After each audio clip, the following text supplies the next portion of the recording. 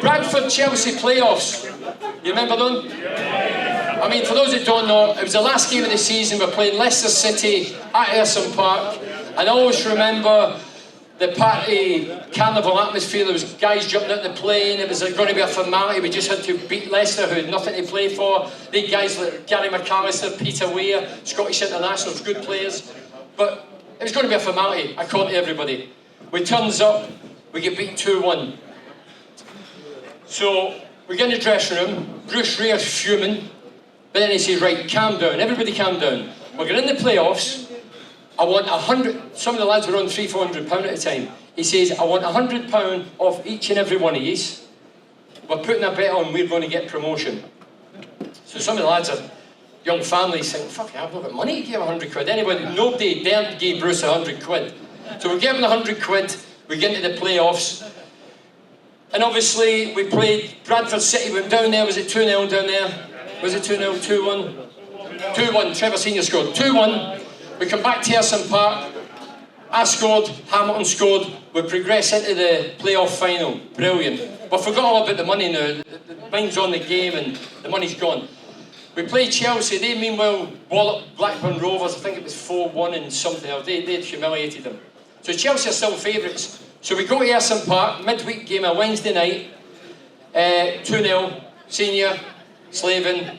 We go to Stamford Bridge. But we're still no favourites. Chelsea still fancy themselves. One of the Chelsea players had put, oh, we took 6 off Blackburn, we'll do the same against Middlesbrough in the second leg. And Bruce pinned it up in the dressing room down at Stamford Bridge. So when we get there, Gordon Dury scored after 16 minutes.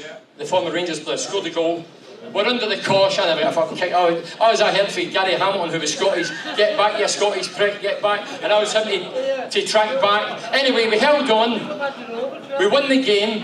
But my abiding memory of winning the game, third, second, first, with local lads, limited money, was some achievement. And I've went, because I'm the nearest to the 10,000 Boro fans, I went to applaud them for the support. And I see them with animated pointing. And I'm thinking the players are behind me. When I've turned round, every player's gone, the fucking fans are running at me. I'd have beat Linford Christie, I was slow, but I would have beat Linford Christie. But the fans were running at me. So I'm running off the pitch. And we get held back for an hour, 2 hours, to everybody get cleared off the pitch, the police and horseback and whatever. But what sums that group of players up for me is Colin Henderson, you remember him, the chairman? Yeah. Colin Henderson, who I respected. Colin Henderson says, do you want to go to the Hilton, lads, and celebrate? You know, it's a great achievement. And the lads went, no, we'll stop for fish and chips on the way to London. And that's what we did. And that summed that group of players up for me. I don't think the modern players would stop for fish and chips. A game that lives in the memory for me was Wolverhampton Wanderers. Who went to Wolves? So it was 91-92, it was the very first Premier League. We go there, Lenny Lawrence, I didn't like Lenny. Lenny Lawrence says to me before the game, because we'd signed Andy Payton for £1 million or whatever for Hill. He says, you're on the bench today, this is the biggest game, I'm still the top league scorer, this is a game we must win, you're on the bench. So I'm in the room, fucking on the bench, biggest game of the season, chance to get promoted into the Premier. Then there's a knock on the door. Andy's pulled out, he says he's injured, you're playing. Get your head right. So I'm trying to get my head right. Then there's a knock on the door, the game's delayed. What's happened? Knock on the door, there's a bomb scare. You remember that? The game was delayed? Yeah, and then we played the game, I think they went 1-0 up, and then Nicky Moan gets sent off. And it was an absolute nightmare. There was no way on this planet, I think, anybody would have put a pound on Middlesbrough winning that day. But unbelievably we did. And unbelievably Jamie Pollock got a burst of speed up the left wing, crossed it to Wilkinson, downward header, we won 2-1. And that group of players getting into the Premier League, I think, was some achievement as well. Because there wasn't a lot of money floating about in those days. The 86 period, you know, you look at the players, Stephen Pears, Pallister, Mowbray, Cooper, Parkinson, Brian Laws. Out of that group of players, out of 14 players, I think there was 8 internationals. You know, that is some achievement, 8 internationals. And as I say, they did wear the shirt with pride and they loved every minute. And it was a golden period. I mean, nowadays, I can't pronounce half the names. No, you can't pronounce. I look at Middlesbrough, I was doing the draw a few weeks ago in the tunnel, it was last season, sorry, in the tunnel, and there was 5 Middlesbrough substitutes with a gear on. I looked at them, I swear to God, I didn't know who they were. Only the tracksuits told me they were Middlesbrough players. I think that's sad. We're losing our identity. Everybody's scared to say, oh, you can't say that, you can't. That's a load of rubbish. Would you rather watch local lads or guys that don't give a shit about your club? It's your choice, you've all got a choice. Managers have played under Willie Madron, as I mentioned, gave me my chance in full-time football, and I'm forever grateful for Willie. He was a great guy. If you ever met Willie, I heard he was a great player alongside Stewie Bone. But he was a great guy. Some guys abused that. Some guys, yeah, I thought he was too nice. Then Bruce Rare took over. As I said, Bruce was a great motivator, did magnificently well. When Bruce left, and for me, was sacked at the wrong time when he just got us to Wembley, the Zenith Cup, you remember that? First time that ever Middlesbrough got to Wembley. Bruce was sacked, Colin Todd took over. Colin was a great number 2, and he was a good guy, but I don't think he was cut out to be a manager. I know he did go into Bolton, whatever, but I thought he was a better number 2 with Bruce Rare. And then there was my old mate Lenny. What are you hiding at? Now, Lenny, there was a clash of personalities between me and Lenny. Lenny didn't have any. I'm glad you got that. Sometimes I need to sort of tell you.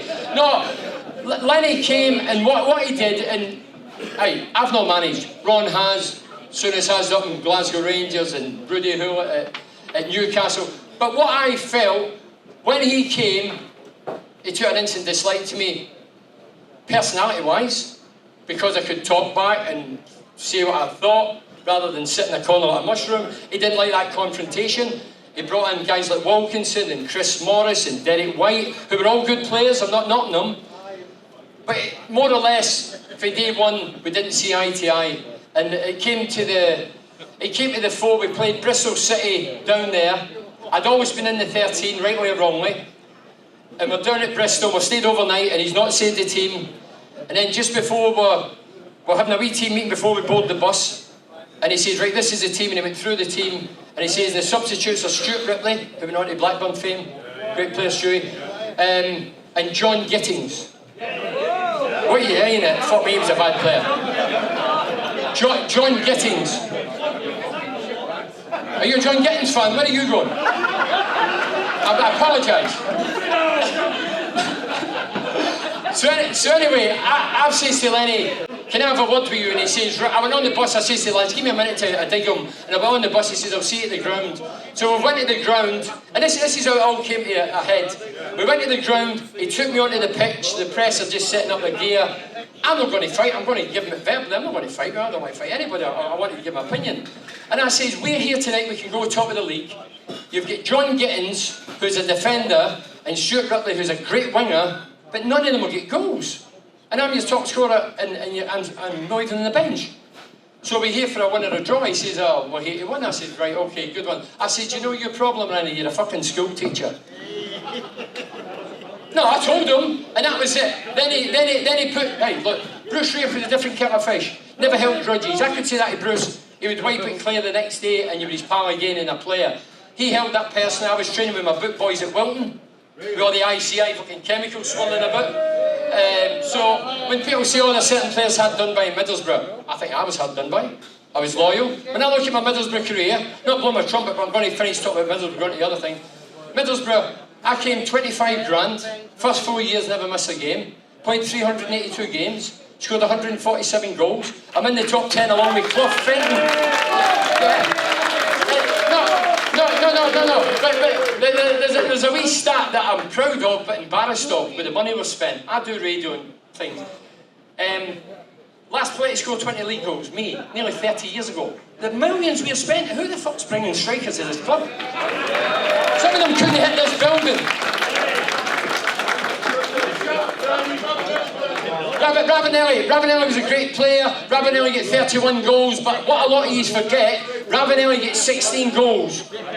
Me and Ron could get 16 playing with fucking Janino behind us. Now, we're talking about now. Ravanelli, great player, loved his celebration, loved him, he was a big character, but he was here for 1 year. But some of the rubbish we've had, I mentioned Michael Ricketts. He got a cup medal, didn't he? Cameron Cup medal. Dear God.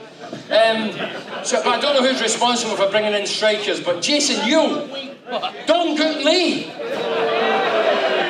Where are these coming from? Anyway, we're going to... did anybody listen to Legend Show when I was on with Malcolm McDonald and Eric Gates? Or if you didn't, it was still the biggest show in the North East, whether you like it or not.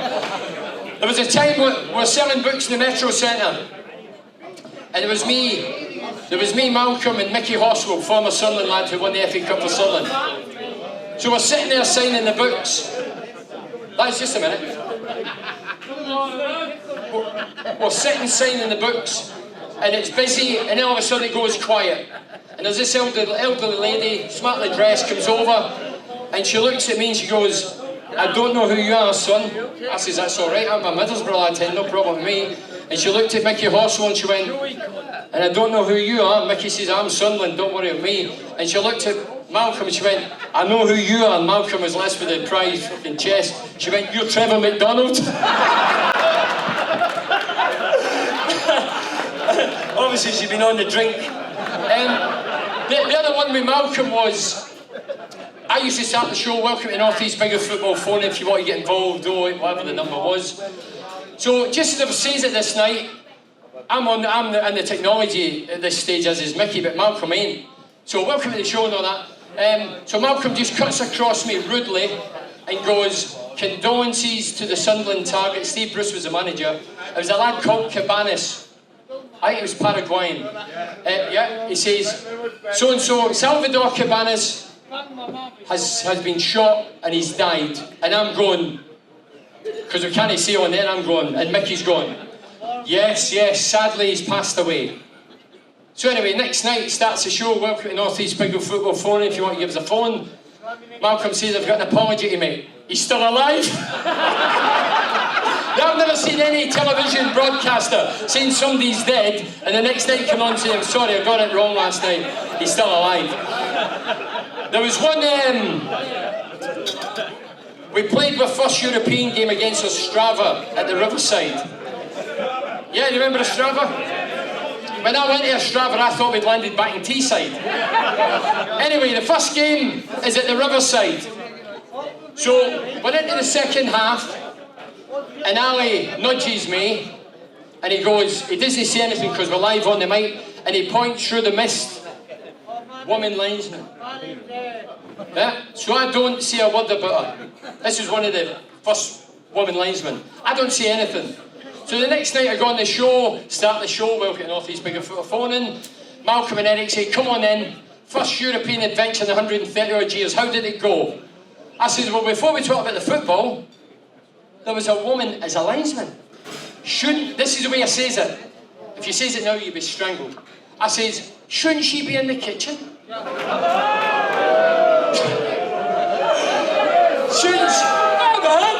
Shouldn't she be taking the dog a walk, changing the kids, doing the hooving? So I says like that, and Eric and Malcolm's going, you can't say that. I says, of course I can. I says, Eric, can you imagine you down the pub with your mates and they say, where's your missus? She's officiating doing the borough. I says, I would take the piss out of you. So anyway, the phone goes, the callers come on. First up, Mary from Newcastle. Good evening, Mary. I'd like to talk to you, the male chauvinistic pig. So I says, I don't like getting called a pig. So she went on, and who do you think you are? This lady's worked her socks off to get a position, and who are you? And she hammered me. A good 3-4 minutes, I was trying to dive in, and Malcolm gets here saying, let her have a say. So anyway, she came in for about 6 minutes. So at the end of it, I says, can I ask you a question, Mary? She says abruptly, go on then. I says, are you married? No, I'm not. I went, there's a surprise.